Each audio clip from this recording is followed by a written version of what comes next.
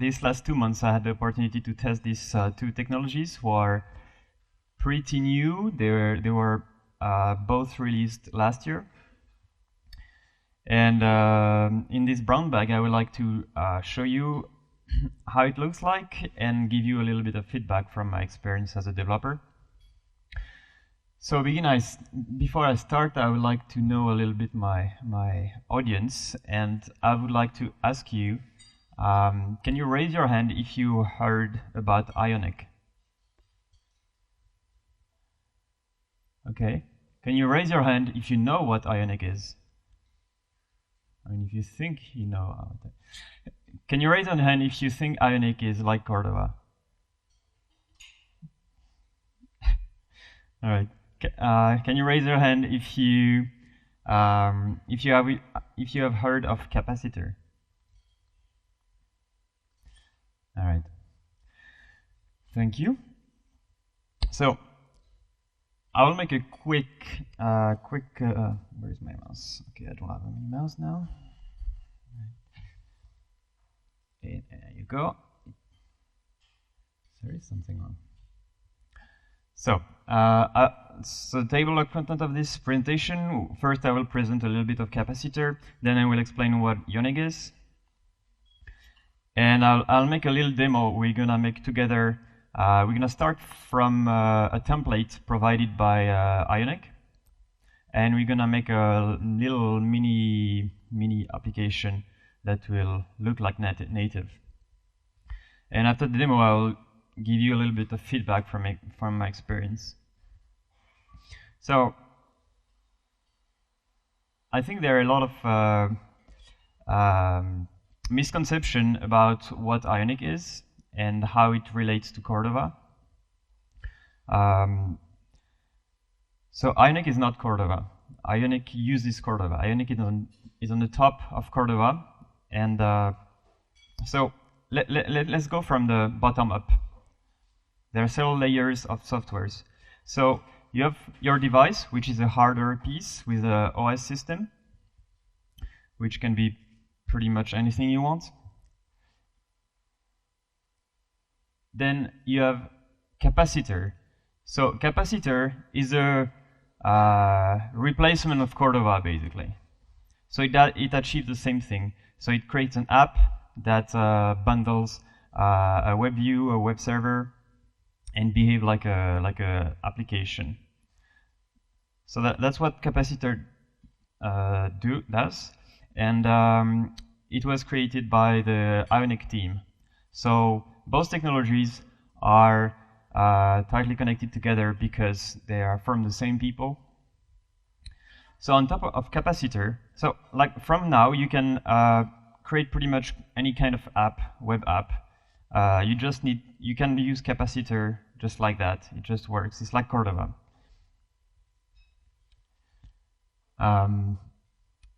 Then you put some React on top of Capacitor, or it could be Angular, could be Vue, it could be pretty much any framework you would like. Then you have Ionic. So Ionic, the goal of Ionic is to simulate a native UI, a native feel. So the point of Ionic is to make you believe that you are actually running a native app. So depending on the platform you're putting your app on, it's going to look like an Android native app, like a iOS native app. And they manage to reproduce, it's all DOM-based, like with CSS and styles and animations, and it's going to reproduce exactly the same effects as you would have on a native app. So the point of this Ionic thing is that you can create a native-looking app with web technologies. So you will just have one code base for everything.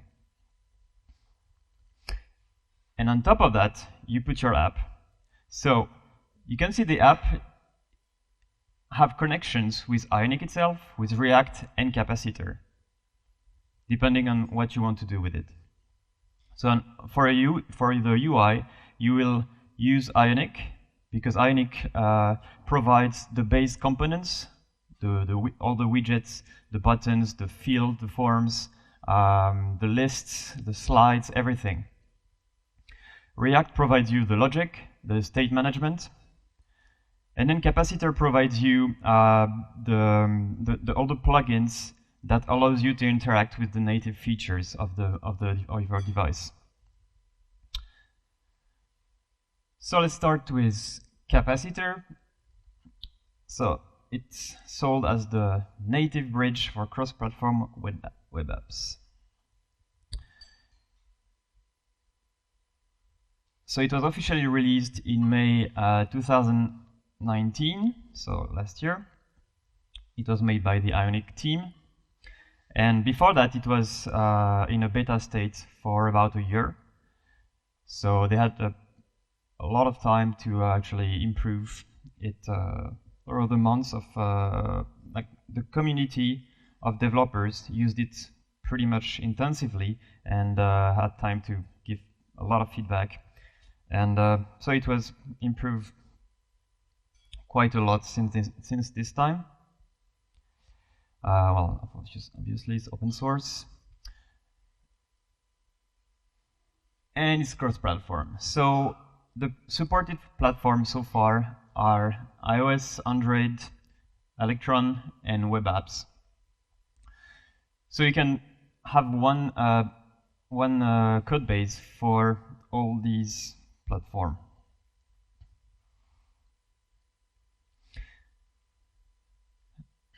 So I know a lot of you worked with Cordova before.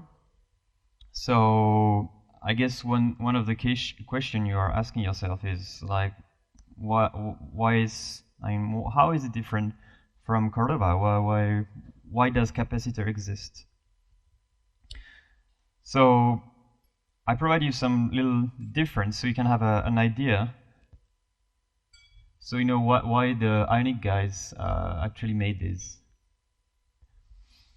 So the biggest difference of Capacitor compared to Cordova is that Capacitor doesn't try to always be generic and abstract.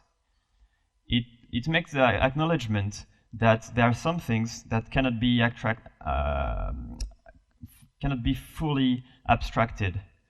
And so you have your generic base, but at some point, Capacitor generates your native projects. So for Android, you would have a project on Android Studio. For iOS, you would have a project on Xcode. And then this project actually stays. You actually commit it to your code base. And then it's not regenerated again. So you can actually make some tweaks on the native project directly, and it's gonna stay. It's not gonna be wiped out by the next build iteration.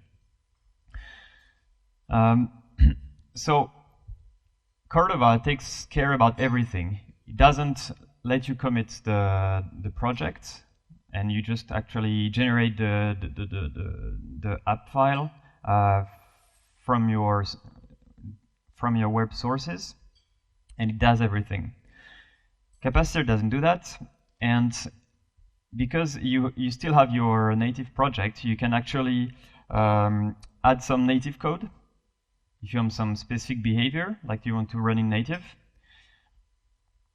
And you can also fully configure each platform exactly the way the platform designed it, because every feature doesn't necessarily exist on all the platform. And I think that's what Cordova kind of failed to make us believe. Like Cordova, the ideology of Cordova is that you would do one thing that would work everywhere, but the reality is that you cannot do that really. Like there are things that are too specific to platform. So that's what Capacitor is good at. Well, another nice thing that you have is the way Capacitor loads all the modules, all the classes. On the developer perspective, it's very convenient because as soon as your web app starts, your application React component starts, everything is ready. You don't have to wait for some event, some device-ready thing. Apparently, with Cordova, there are always some problems where some plugins are not loaded, some are conflicting, and it can be quite a nightmare if you have a lot of plugins. With Capacitor, we don't have anything of that because everything is nice and ready when you start.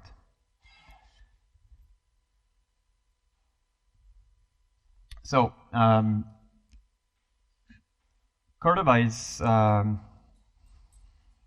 very popular because it has a lot of plugins in order to take advantage of all the native features of the platforms. So Capacitor has their own plugin, Capacitor plugin. However, because some Cordova plugins are really popular, Capacitor also supports Cordova plugins.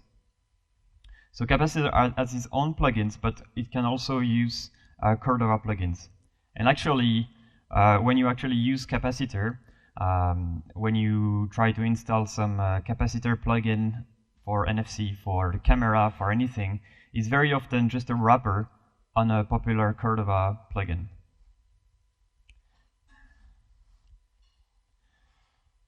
So I think that these are the main big difference. And if you have to remember anything about this difference, the really big difference is that is the acknowledgement that genericity at all costs is not the best solution. And with Capacitor, you will have one native project for each platform. And the generic configuration in Capacitor is very small. So that's for Capacitor. Let's talk about Ionic. So Ionic is pretty old. It's from 2012. There have been several versions, and currently we are in version 4. And they are actually currently preparing version 5. It was originally completely based on Angular, so each Ionic component were basically Angular component. And they made a big effort to abstract a bit from Angular to be able to support other frameworks. So historically, they abstract out of Angular, and now they support Vue and now React. So React is the most recent one. It was released in October last year. So as I said, the goal of Ionic is to emulate a native UI. So currently, it can emulate 2 UIs, which are iOS and Android. I'm not sure if there is plans to do other things, maybe Windows Phone, but it's not so popular, so I'm not sure. Yeah, so one question that comes very often is, why do you do Ionic React when now we have React Native? Like, it does the same, right? So there are a few answers to that. However,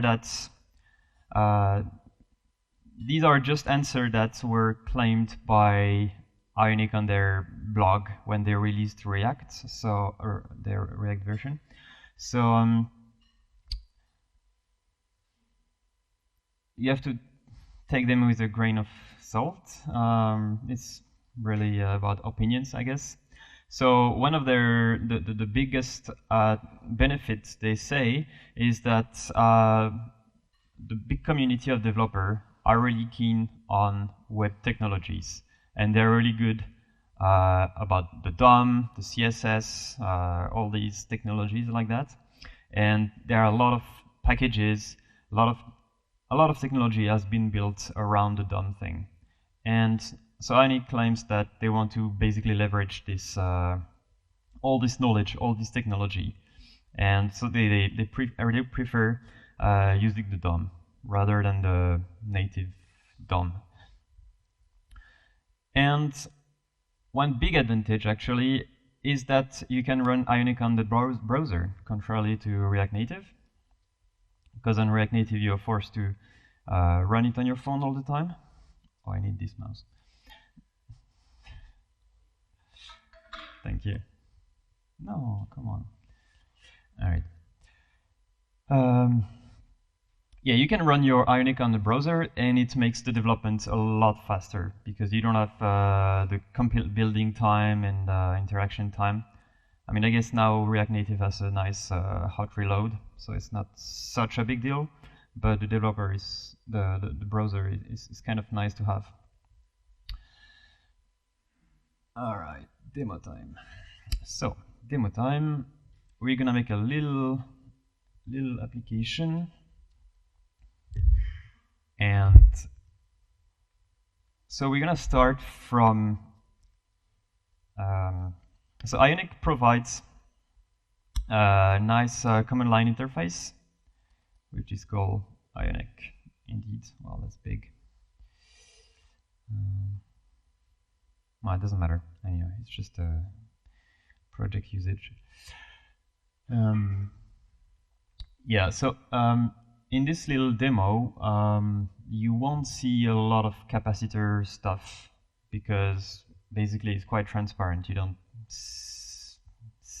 I could lie to you, I could use a Cordova inside, but you just have to trust me. So we're gonna start. Ionic start. So I have to give a name, burn bag, and I have to provide a starting template, which is tab, and then I have to specify that I want capacitor. So now it's gonna ask me what framework I want to use. So obviously we want React, and now it's gonna generate a project for me. So it's gonna install a lot of packages, and because this is quite long, I already prepared the resulting thing. Yeah. So I have a folder. I will open it with Visual Studio. Come on, buddy.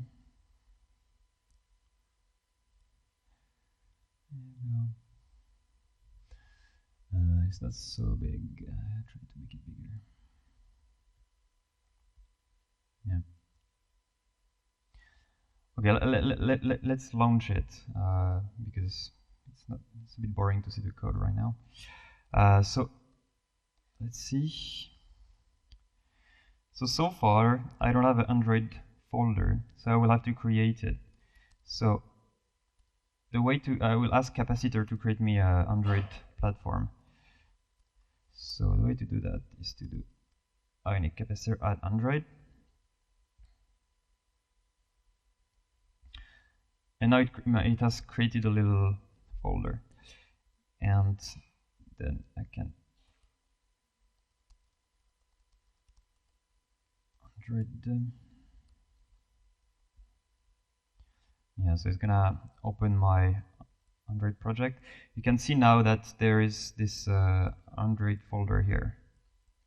So I could have done the same for iOS, for example. And it would have opened me Xcode. I think the first time of initialization of Android Studio is a bit long. I'll see how fast it is. In the meantime, I can show you in the browser.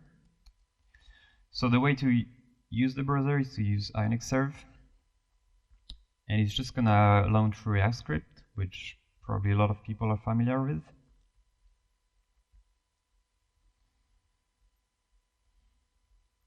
Is it already there? Nope. It's not launching.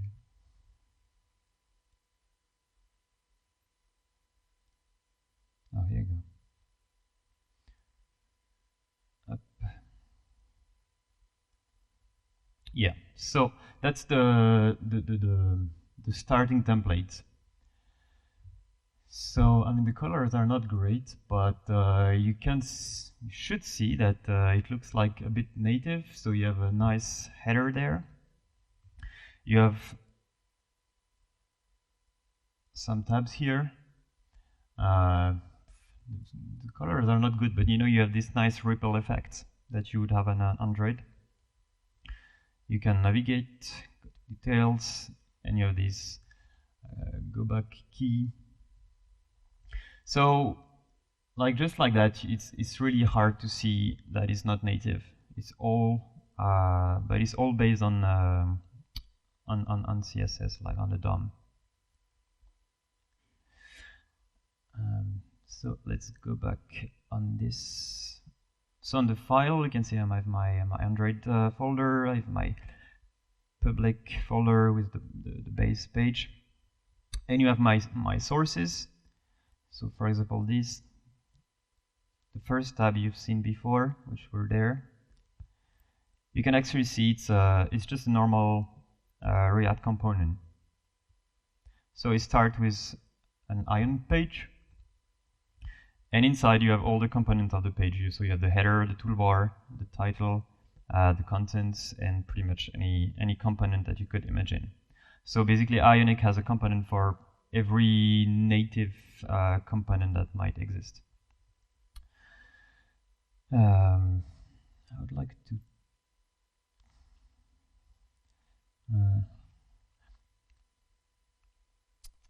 yeah, okay, we're gonna start the page. I don't know if it's gonna be big enough. Let's see.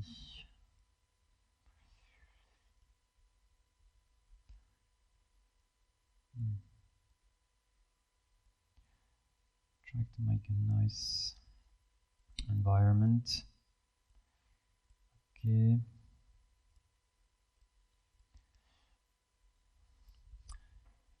It's hard to see though.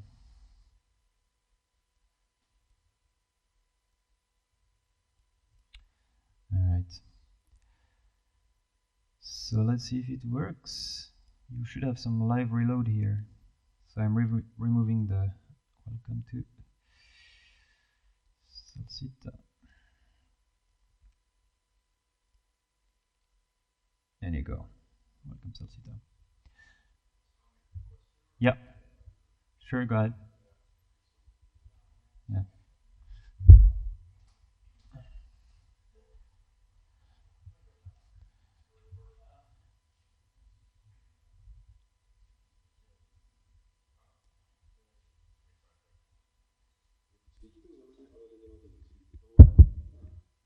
Okay, thanks. Yeah, you said that it looks native, and let's say we believe you. Okay, but how? What Android version does it look like? And can you load it so that it looks like Android 5 or 4 if you want to? Okay, no. It actually, Ionic style it with the material design feel. So basically, you have if you let's see, can I do it? No. It's what they call mode. Card has a mode. Yeah, basically you have a mode for each component. You have mode. You have iOS and MDE. So MDE is Android, and iOS. So you have only two things. And no, you cannot choose whatever version of Android you want. It has to follow this MD. But you can actually customize pretty much everything because it's just CSS. And because of that, you can change pretty much all the values of CSS that you want. And you can, for example, brand your app. For example, Taras is branding the app I'm doing with the Ordamo theme. So it's kind of look native, but with some nice theme. So I guess if you're very brave, you can actually customize it to whatever Android version you want. Yeah, but I don't have so much experience with React Native, but I think that if you build it and you run it on different Android versions, the app will look always a bit different depending on the version. I guess you're right.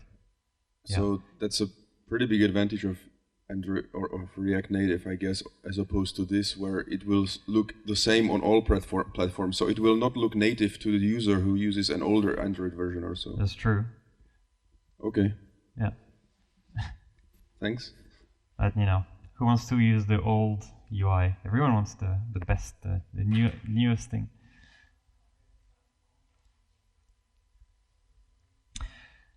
All right, so can you see both? Yeah, you can see both. Perfect. So we're gonna create a new tab on our little menu.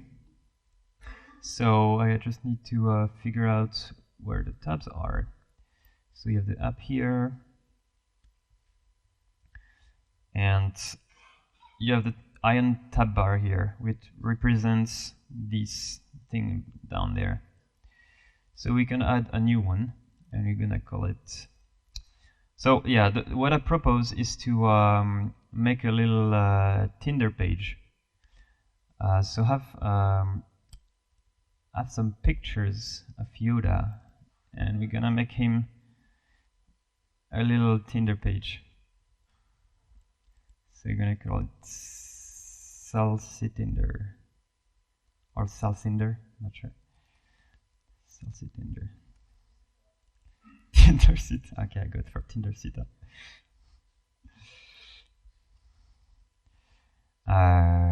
So here there are some icons.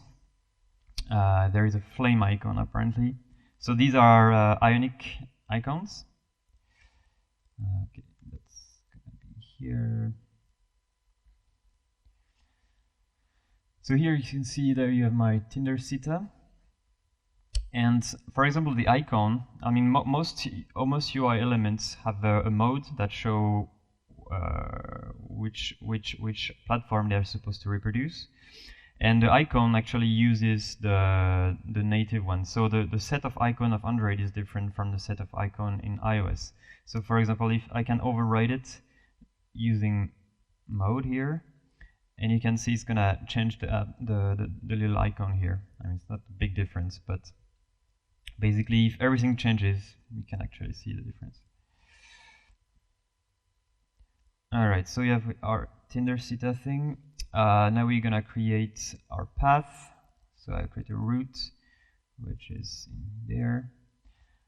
We're gonna have a component, but okay, for now it's gonna be just tab. So it's not gonna change because it's the same component. And we can create our components. So we're gonna call it Tindersita. Okay.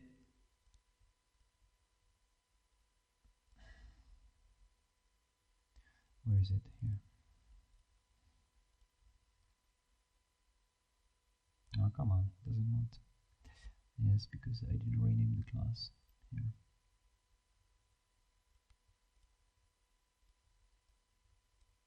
All right. So now we are in Tindersita. You can see on the path, and I will just wipe out the whole content because I don't need this one. Okay, now we have a blank screen. So I'm gonna create a user, which is gonna be Yoda. So the template that Ionic provides is already in TypeScript, which is very convenient. Nice string. Then the age, which is number. Then there is the pics that I want to show. So I'm gonna put my, I already put it. Yeah, I did. No, I didn't.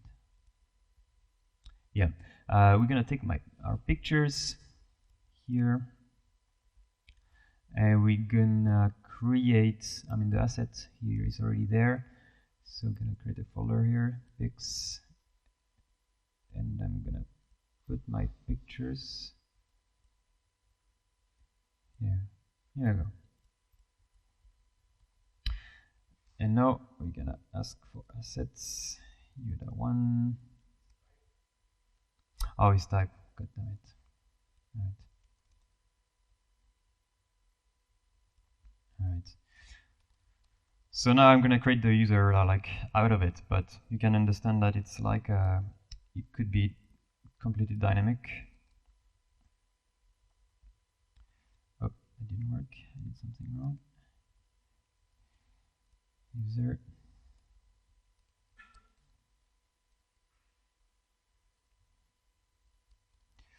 Then age, I don't know, whatever. I don't know how old is he? He's older? Seriously? Jeez. So I will get my things. PNG. Yeah. Alright. So I think that should be it. So I have my user here, and well, yeah. Usually you should get your user from the props, but whatever. It's okay. What is that? Yeah. So now we're gonna. Jesus, that's bad. Oh, that's very ugly.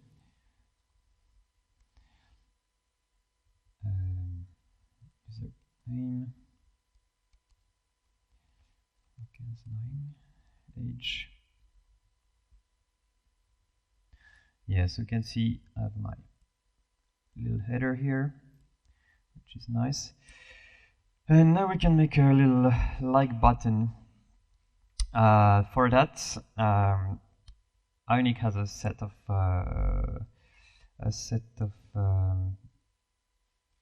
containers that allows me to put little icons on the left, on the right, just like on native. So I'll put a button here. We should go like.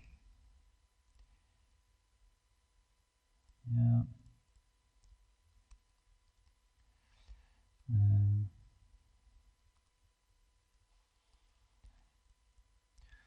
Okay, it doesn't like. Oh yeah, that's normal.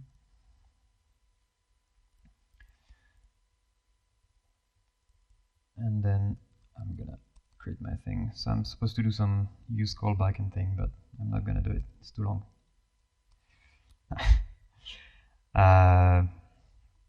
So we're gonna populate that later. You can see like this is ugly because I didn't put where I should have my my buttons. So I put it in the end. Yeah.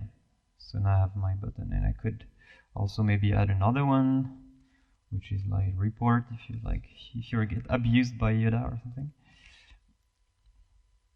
Yeah. So here we have. Now we have. We're gonna put a little. We're gonna put the pictures of Yoda. So for that, we're gonna get in the content here. Like, see, you have this content thing, so you can put stuff inside. So we can use Ion Slides, which is a container for slides, because that's what we want. And well, there is a bit of logic for it, so I'm just gonna extract it to some other component. Big slide. There we go. Well, I'm gonna map user pics map.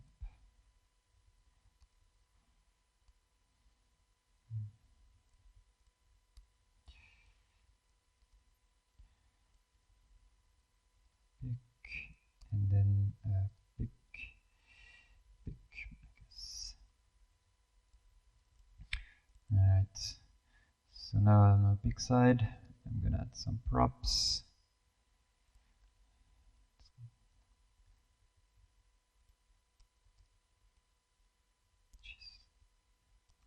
Right, string.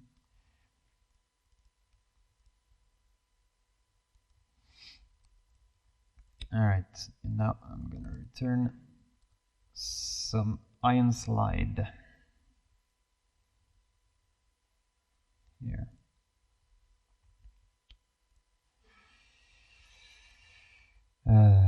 then I will display my picture.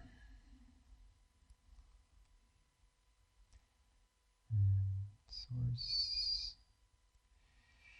Let's see if it works. Yeah, you got it. And yeah. So I have my slide immediately here, which looks pretty smooth. Now I want to, obviously, because I'm quite appealed by this Yoda, I want to be able to make a full screen. So for that we can make a model. So obviously you have a thing for that, which is called Ion Model.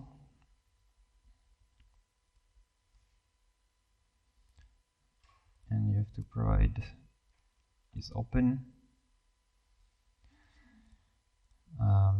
We have to create a state.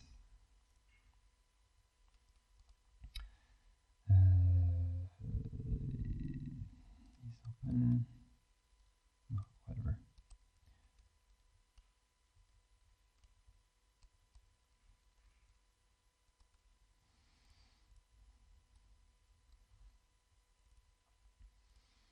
Here you go.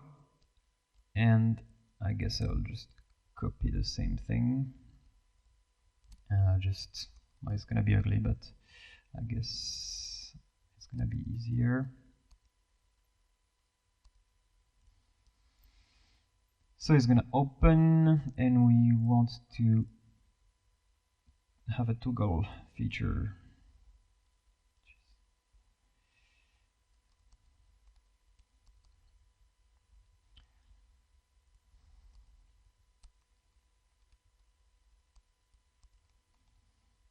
Alright.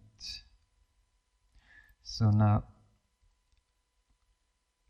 we got toggle on instant click, and we're also gonna toggle after that. What is wrong with that? Ah, okay, got it. Thank you. What's wrong again? Expression needed. Do you see the mistake?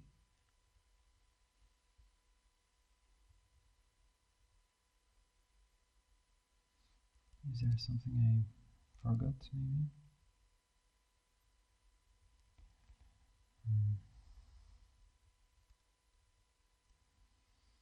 Oh, I don't know. Whatever. So now, yeah, see, I can see my model here. Here you go. That's very cool. And now we can we can add a button here.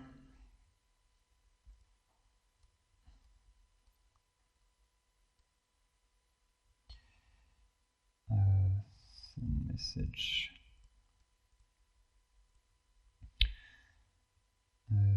I mean the slide. Okay, down there. Here you go. So you can see that I didn't style the iron button. It just looks appropriate to whatever context he is in. So on the content, it's like nice and big, and if it's on the header, it's gonna be like header button. So everything is designed to minimize the amount of effort. And we can do a nice little toast thing. So I'm gonna add a toast.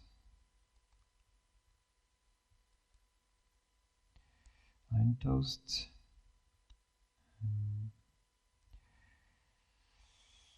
Yep.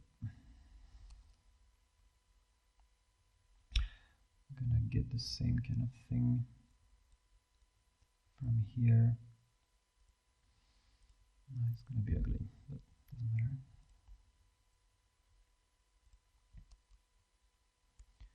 Did dismiss. It's gonna toggle. Oh yeah, but it's gonna be a string.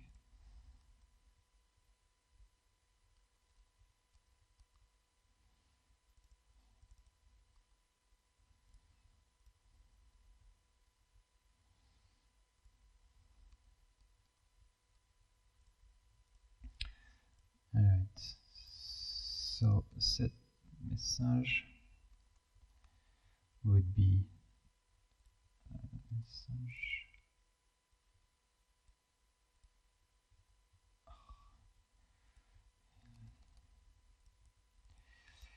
and then high toast would be null.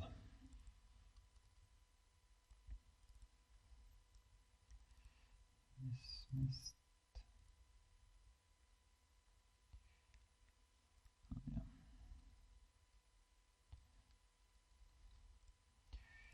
And make duration 2 seconds. So now I can show the toast and I can say accent. And okay, does it work? No. Oh yeah, but there is no text. How come? Oh, I didn't specify the message.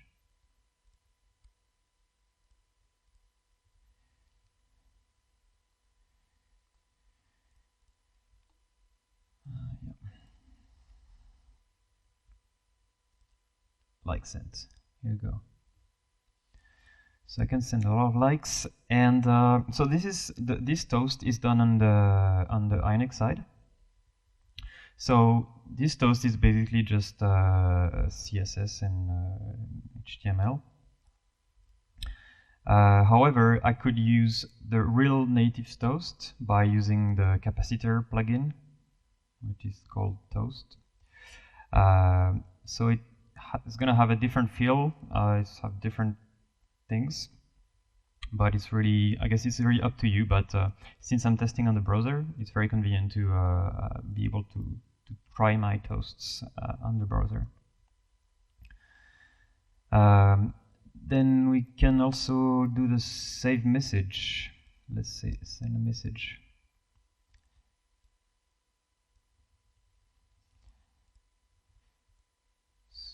So normally you could have like a nice model, but I'm gonna be lazy and just ask for a prompt.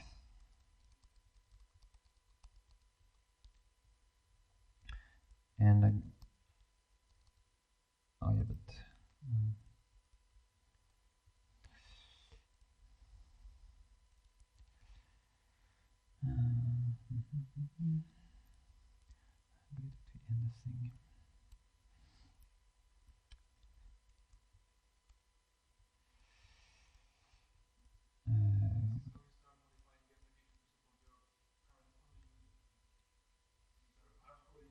yeah, exactly. It's just because I realized that I already use MSG here, so you know, whatever. Handle message. And where is my button thing? Click.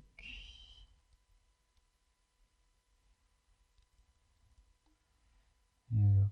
So you see on the browser, it's gonna be like an ugly prompt like that. Hey, beauty. So you can see here. Once it's on the mobile, on the platform, it's gonna use a nice prompt which is built-in on the system. Okay, I think that's it for this nice demo. So I hope you can see how easy it is to build up a little page that looks nice without too much effort, without too much configurations. So I will go back to my little presentation. Where is it? It was Chrome. Yeah.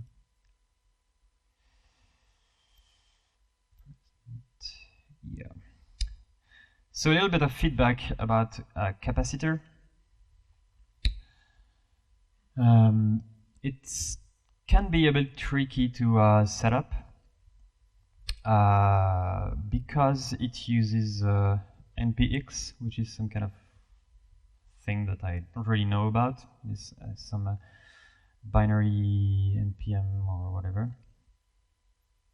And also you have to deal with the setup of each native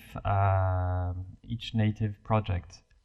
So I only had to deal with the Android project, and seriously, set up an Android project with Android Studio is quite a nightmare. So it's not really Capacitor's fault, but it just like delegates all the problems to the individual native projects. And beside that, yeah, it just works pretty fine without too much problems. The documentation is not the best. It's actually hard. It's very messy. Yeah, it wasn't so great. Then this is not really a bad thing. It's just that it happened to be based on a lot of Cordova plugins, and it just wraps them. So it goes. It's easy because the Cordova plugins already exists. They're already there. Some of them already still works. So Capacitor uses them, and it also implemented native plugins for things that maybe they didn't find a good Cordova plugin. Yeah, that's my personal experience, but that's not really Capacitor's fault. I mean, it's just implied. It's just a side effect. And a real big problem that I had is that the first time I set up the Android Studio project, so basically Capacitor has its own native Capacitor source file, which is Java in Android Studio. And when you launch Android Studio always tell you, hey, please, what would be great is to upgrade Gradle to the last version, and then upgrade this pack. I mean, basically all the package it could use to the last version. And well, I was naive, so I was doing so, and then I ran into a nightmare of dependency and stuff. And the reason of that is that Android is in a period of transition between the old support libraries, like 28, I think, to Android X, which is the new fancy Android library. But Capacitor is not compatible with it. So if you happen to upgrade a package that has within this dependency one package that uses Android X, it's just done. It's not gonna work. It's not gonna explain you why. It's like quite a nightmare. Yeah, so be very careful about that. Apparently, they are actually working on it to have a version that is compatible with the latest Android support libraries. So it might be solved anytime soon. On the Ionic React side, I find it pretty. I guess that's just my opinion. Maybe not Radix. It's quite fast to develop. As you can see, we could make a Yoda's Tinder page pretty easily without too much effort of styling or anything. The drawback is that it's fine as long as you stay within what Ionic planned for you. Every time you want something a bit custom that Ionic didn't plan, then it becomes quite hard very, very fast. So yeah, it's not incredibly flexible. Then Ionic Native. So Ionic Native is also a little side thing that Ionic provides. It's typing over most Cordova plugins, and like most that are used by Capacitor. And therefore, thanks to that, you don't have to deal when you use TypeScript. You don't have to deal with the any type, because when you get the window.cordova.plugin.something, you don't really know what you get. But Android Native provides you all the typings, so you know exactly what you get from these properties, and it's very nice to use.